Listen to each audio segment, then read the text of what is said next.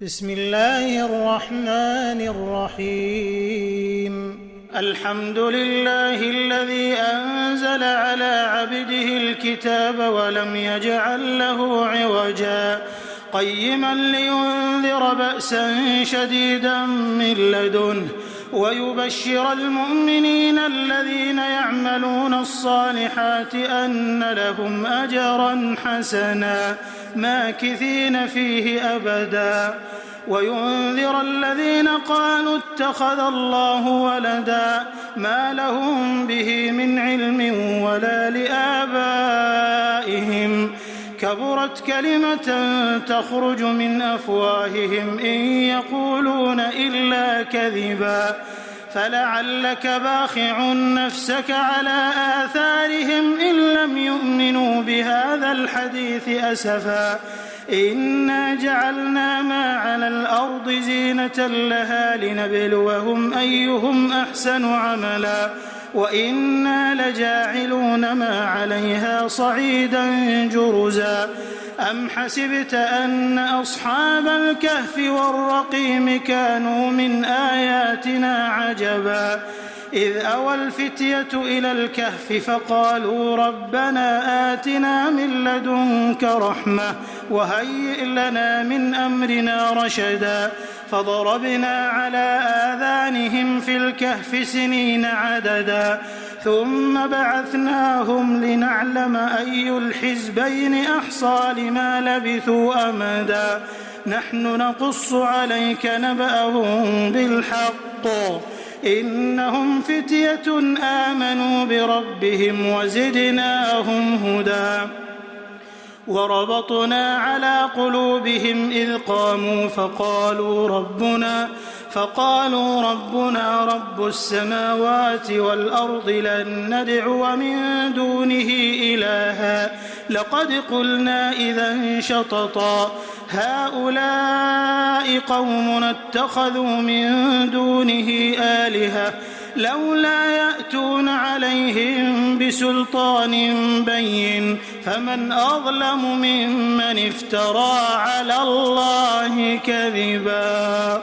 وإذ اعتزلتموهم وما يعبدون إلا الله فأووا إلى الكهف ينشر لكم ربكم من رحمته ويهيئ لكم من أمركم مرفقا وترى الشمس إذا طلعت تزاور عن كهفهم ذات اليمين وإذا غربت تقرضهم ذات الشمال وهم في فجوة منه ذلك من آيات الله من يهد الله فهو المهتد ومن يضلل فلن تجد له وليا مرشدا وتحسبهم أيقاظا وهم رقود ونقلبهم ذات اليمين وذات الشمال وكلبهم باسط ذراعيه بالوصيد لو اطلعت عليهم لوليت منهم فرارا ولملئت منهم رعبا وكذلك بعثناهم ليتساءلوا بينهم قال قائل منهم كم لبثتم قالوا لبثنا يوما أو بعض يوم قالوا ربكم أعلم بما لبثتم فابعثوا أحدكم بورقكم هذه إلى المدينة فلينظر أيها أزكى طعاما فليأتكم برزق منه وليتلطف ولا يشعرن بكم أحدا إنهم إن يظهروا عليكم يرجموكم أو يعيدوكم في ملتهم ولن تفلحوا إذا أبدا وكذلك أعثرنا عليهم ليعلموا أن وعد الله حق وأن الساعة لا ريب فيها إذ يتنازعون بينهم أمرهم فقالوا بنوا عليهم بنيانا ربهم أعلم بهم قال الذين غلبوا على أمرهم لنتخذن عليهم مسجدا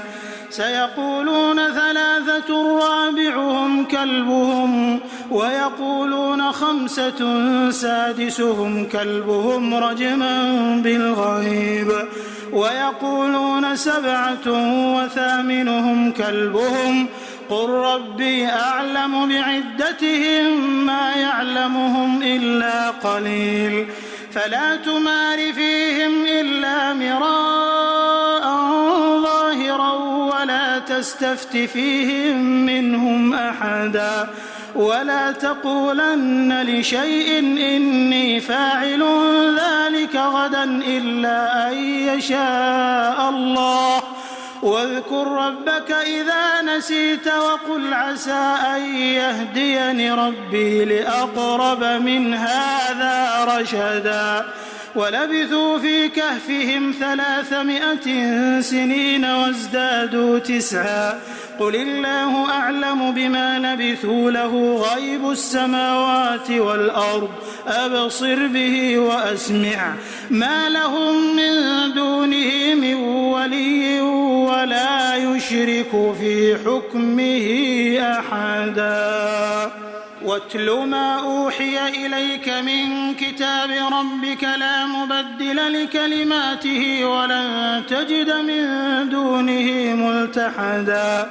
واصبر نفسك مع الذين يدعون ربهم بالغداة والعشي يريدون وجهه ولا تعد عيناك عنهم تريد زينة الحياة الدنيا ولا تطع من أغفلنا قلبه عن ذكرنا واتبع هواه وكان أمره فرطا وقل الحق من ربكم فمن شاء فليؤمن ومن شاء فليكفر إنا أعتدنا للظالمين نارا أحاط بهم سرادقها وإن يستغيثوا يغاثوا بماء كالمهل يشوي الوجوه بئس الشراب وساءت مرتفقا إن الذين آمنوا وعملوا الصالحات إنا لا نضيع أجر من أحسن عملا أولئك لهم جنات عدن تجري من تحتهم الأنهار يحلون فيها من أساور من ذهب ويلبسون ثيابا خضرا من سندس وإستبرق متكئين فيها على الأرائك نعم الثواب وحسنت مرتفقا واضرب لهم مثل الرجلين جعلنا لأحدهما جنتين من أعناب وحففناهما بنخل وجعلنا بينهما زرعا كلتا الجنتين آتت أكلها ولم تظلم منه شيئا وفجرنا خلالهما نهرا وكان له ثمر فقال لصاحبه وهو يحاوره أنا أكثر منك مالا وأعز نفرا ودخل جنته وهو ظالم لنفسه قال ما أظن أن تبيد هذه أبدا وما أظن الساعة قائمة ولئن رددت إلى ربي لأجدن خيرا منها منقلبا قال له صاحبه وهو يحاوره أكفرت بالذي خلقك من تراب ثم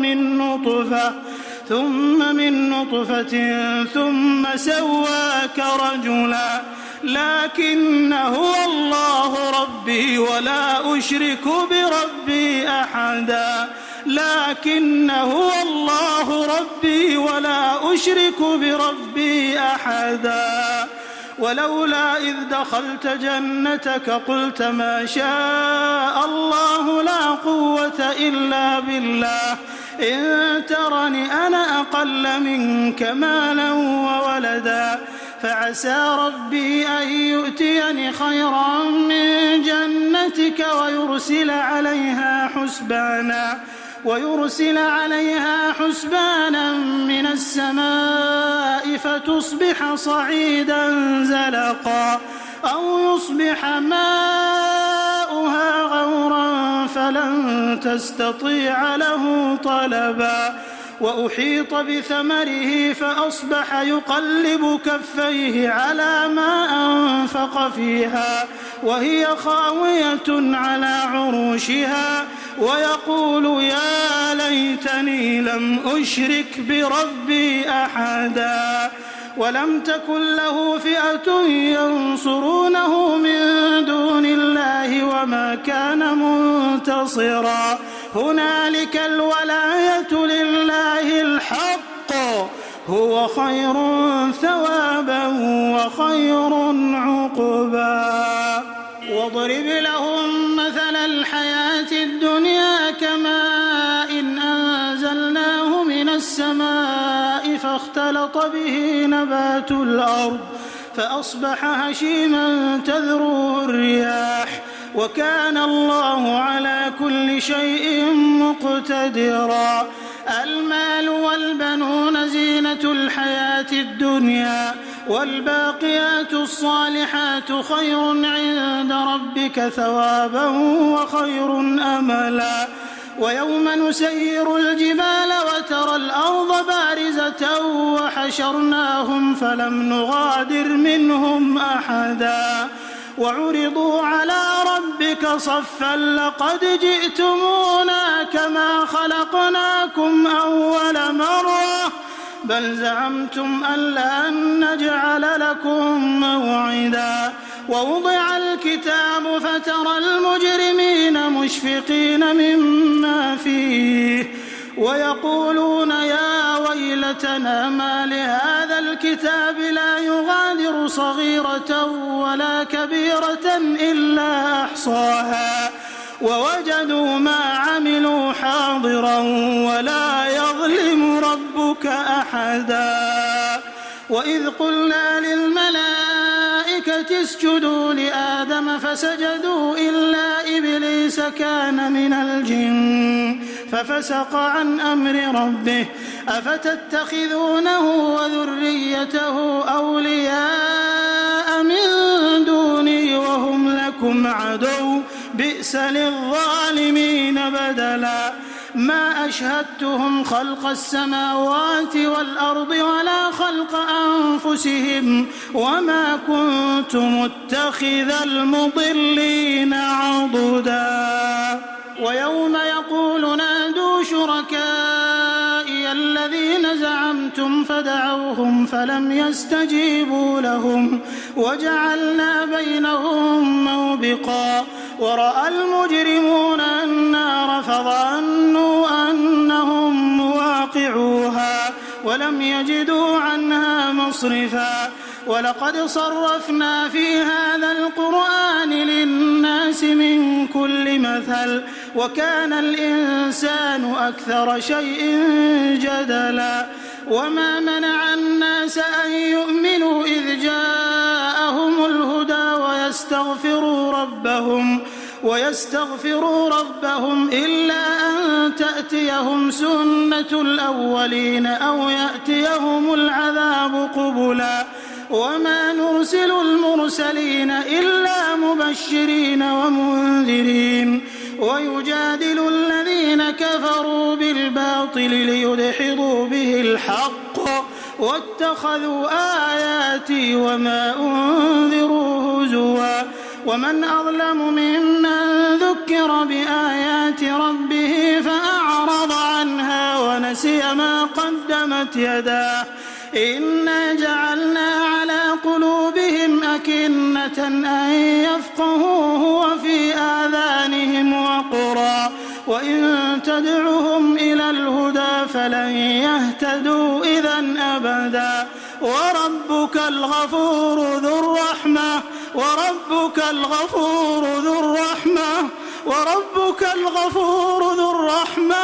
لو يؤاخذهم بما كسبوا لعجل لهم العذاب بل لهم موعد لن يجدوا من دونه موئلا وتلك القرى أهلكناهم لما ظلموا وجعلنا لمهلكهم موعدا وإذ قال موسى لفتاه لا أبرح حتى أبلغ مجمع البحرين أو أمضي حقبا فلما بلغا مجمع بينهما نسيا حوتهما فاتخذ سبيله في البحر سربا فلما جاوزا قال لفتاه آتنا غداءنا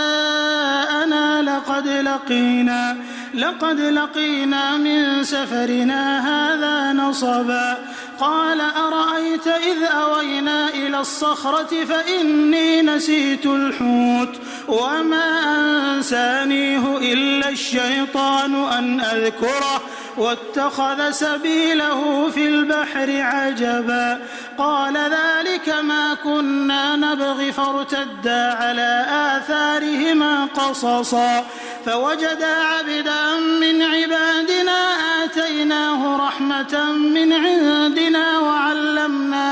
وعلمناه من لدنا علما قال له موسى هل أتبعك على أن تعلمني مما علمت رشدا قال إنك لن تستطيع معي صبرا وكيف تصبر على ما لم تحط به خبرا قال ستجدني إن شاء الله صابرا ولا أعصي لك أمرا قال فإن اتبعتني فلا تسألني عن شيء حتى أحدث لك منه ذكرا فانطلقا حتى إذا ركبا في السفينة خرقها قال أخرقتها لتغرق أهلها لقد جئت شيئا إمرا قال ألم أقل إنك لن تستطيع معي صبرا قال لا تؤاخذني بما نسيت ولا ترهقني من أمري عسرا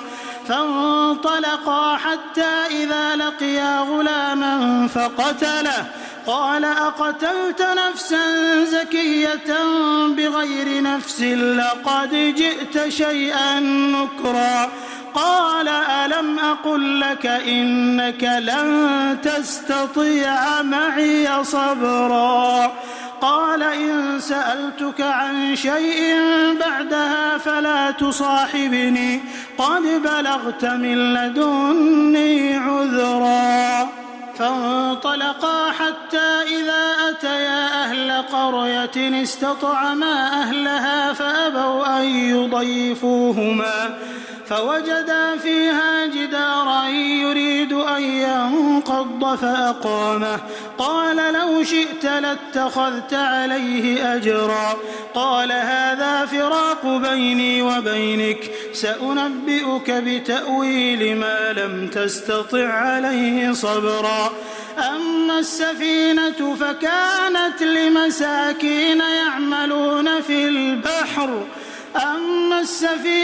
فكانت لمساكين يعملون في البحر فأردت أن أعيبها وكان وراءهم ملك يأخذ كل سفينة غصبا وأما الغلام فكان أبواه مؤمنين فخشينا أن يرهقهما طغيانا وكفرا فأردنا أن يبدلهما ربهما خيرا منه زكاة وأقرب رحما وأما الجدار فكان لغلامين يتيمين في المدينة وكان تحته كنز لهما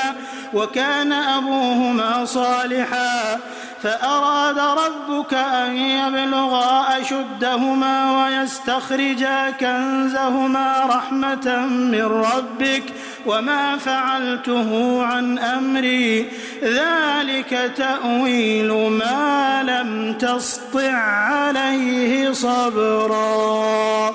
ويسألونك عن ذي القرنين قل سأتلو عليكم منه ذكرا إنا مكنا له في الأرض وآتيناه من كل شيء سببا فأتبع سببا حتى إذا بلغ مغرب الشمس وجدها تغرب في عين حمئة ووجد عندها قوما قلنا يا ذا القرنين إما أن تعذب وإما أن تتخذ فيهم حسنا قال أما من ظلم فسوف نعذبه ثم يرد إلى ربه فيعذبه عذابا نكرا وأما من آمن وعمل صالحا فله جزاء الحسنى وسنقول له من أمرنا يسرا ثم أتبع سببا حتى إذا بلغ مطلع الشمس وجدها تطلع على قوم لم نجعل لهم من دونها سترا كذلك وقد أحطنا بما لديه خبرا ثم أتبع سببا حتى إذا بلغ بين السدين وجد من دونهما قوما لا يكادون يفقهون قولا قالوا يا ذا القرنين إن يأجوج ومأجوج مفسدون في الأرض فهل نجعل لك خرجا على أن تجعل بيننا وبينهم سدا قال ما مكني فيه ربي خير فأعينوني بقوة أجعل بينكم وبينهم ردما آتوني زبر الحديد حتى إذا ساوى بين الصدفين قال انفخوا حتى إذا جعله نارا قال آتوني أفرغ عليه قطرا فما استطاعوا أن يظهروه وما استطاعوا له نقبا قال هذا رحمة من ربي فإذا جاء وعد ربي جعله دكاء وكان وعد ربي حقا وتركنا بعضهم يومئذ يموج في بعض ونفخ في الصور فجمعناهم جمعا وعرضنا جهنم يومئذ للكافرين عرضا الذين كانت أعينهم في غطاء عن ذكري وكانوا لا يستطيعون سمعا أفحسب الذين كفروا أن يتخذوا عبادي من دوني أولياء إنا أعتدنا جهنم للكافرين نزلا قل هل ننبئكم بالأخسرين أعمالا الذين ضل سعيهم في الحياة الدنيا وهم يحسبون أنهم يحسنون صنعا أولئك الذين كفروا بآيات ربهم ولقائه فحبطت أعمالهم فلا نقيم لهم يوم القيامة وزنا ذلك جزاؤهم جهنم بما كفروا واتخذوا آياتي ورسلي هزوا إن الذين آمنوا وعملوا الصالحات كانت لهم جنات الفردوس نزلا خالدين فيها لا يبغون عنها حولا قل لو كان البحر مدادا لكلمات ربي لنفد البحر قبل أن تنفد كلمات ربي ولو جئنا بمثله مددا قل إنما أنا بشر مثلكم يوحى إلي أنما إلهكم إله واحد فمن كان يرجو لقاء ربه فليعمل عملا صالحا ولا يشرك بعبادة ربه أحدا.